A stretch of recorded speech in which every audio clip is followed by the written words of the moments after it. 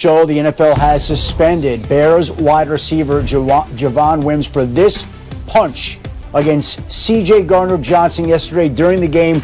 Obviously a strange situation, a violent situation. The NFL says there are rules against that. Obviously, the league was not going to accept it. Wims has a few days to decide whether to appeal. It seems pretty clear what's on tape right there. As for Marlon Humphrey, the Ravens' standout young cornerback, he said that he's tested positive for COVID-19. He played the entire game on Sunday against the Steelers, but now will be out for Baltimore's next game and possibly more time. Beyond that, a big loss for the Baltimore Ravens, as he was one of their best players on the defense side of the football. And the Green Bay Packers placed A.J. Dillon on the reserve COVID-19 list today. Keep in mind the Packers are on a short week. They play in San Francisco on Thursday night against the 49ers. A.J. Dillon played yesterday, was around his offensive teammates in the huddle, was in the running back room. You wonder whether any Packers players also will be impacted by this before Thursday's game against the 49ers. We know the 49ers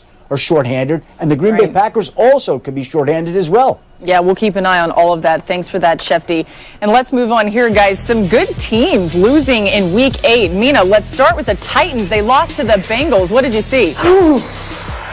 Yes, they did. I love the Titans trading for Desmond King, but they still need help rushing the passer. What I saw was Joe Burrow not get sacked for the first time of his career. Jaden Clowney, Vic Beasley need to do more up front. Otherwise, this is not a contender on defense. Another example of good teams losing to not so good teams. Packers losing to the Vikings, Dan. Well, when you got linebackers that play like this, that's going to happen. First of all, you can't just run nowhere. Second of all, if you're going to backdoor it as a linebacker, go make the play because one of you guys is getting blown off the football. Third of all, don't run into each other to start the second half and basically block each other to leave a huge seam for Dalvin Cook. And fourth of all, someone make a tackle. Someone be willing to make a tackle for Green Bay. You got 24 hours in many ways to save your season. You got to trade for a linebacker. I like when we get to fourth of all. How about this? Tua Tagovailoa showed the fighting spirit in his comeback to the field after that devastating injury in college about a year ago. In his first NFL start, he completed that touchdown pass that you see there. The story, though, really about the defense and the special teams and this Dolphins win over the Rams. But, hey, considering where he was a year ago,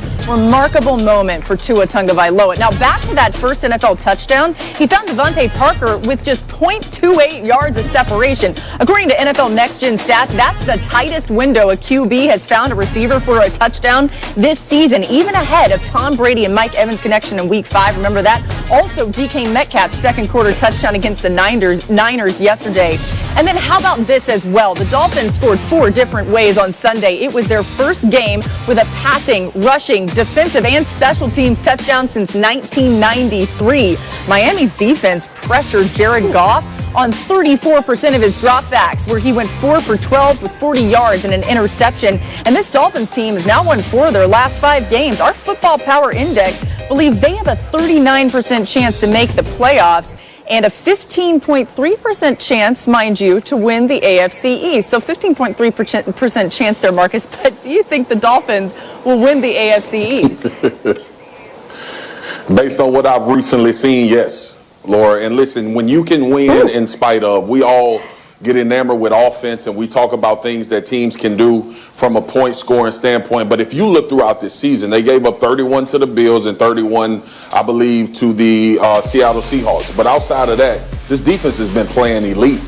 And as long as they can continue to bring Tua along and continue to evolve offensively, they'll be devastating for what we've seen the Buffalo Bills be and the New England Patriots, obviously. We're not going to even mention the other team. You should be able to beat them just by showing up on the damn field. Here's the thing, too. When you look at Flores and the way he started to build this team, last year I had to apologize for saying that this team was tanking, because they started to show some of this last year as the season started going along. They were in some games that made you raise eyebrows and say, hold up, what is the Dolphins doing? And they won a couple down the stretch. And now you're starting to see this thing come together and the plan that they have in place. It's all about if Tua can continue to develop and be better than what we saw Fitzpatrick be at the earlier parts of this season.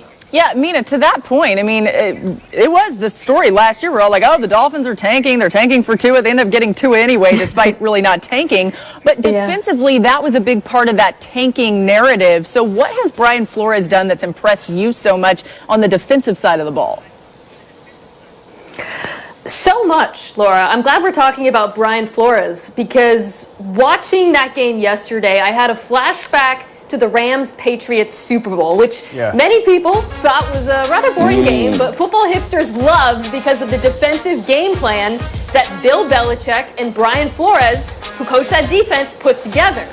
The Dolphins went out and hired him, and this Sunday, again against the Rams, you saw another brilliant defensive game plan. Okay, disguised coverages, exotic blitzes. They played a ton of cover zero, which the Rams seemed totally unprepared for. You remember that Christian Wilkins interception? That's when he dropped back into coverage. Jared Goff had no idea that was going to happen. That is a well-coached defense that's making the most out of a roster that's built back to front, much like New England. And that's what's so key here, because Tua Tagovailoa, yes, he has to play better than he did this weekend, but he doesn't have to be amazing, because this is the best defense in the division right now. He just has to play well. A couple things I want to take off what Mina said. So first of all, I want everyone to think like the last time we saw Sean McVay get whooped, coaching-wise. Been a while. It was that Super Bowl, right? Like, it was that Super Bowl when we were like, man, McVay's one of these brightest young minds that we have in the NFL, all the way to Super Bowl, and he just got stoned. And until really that Super Bowl, we hadn't seen it again until yesterday.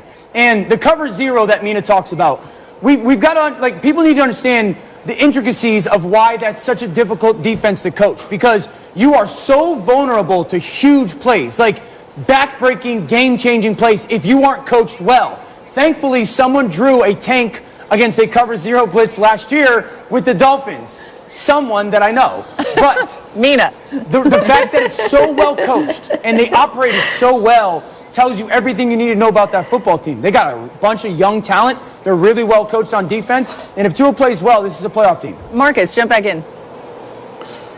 And y'all, listen, great points by Mina and Dan. And then the third thing is personnel. If you think about the moves that this team made to get Van Noy and get Byron Jones, and Xavier Howard was already playing as an elite.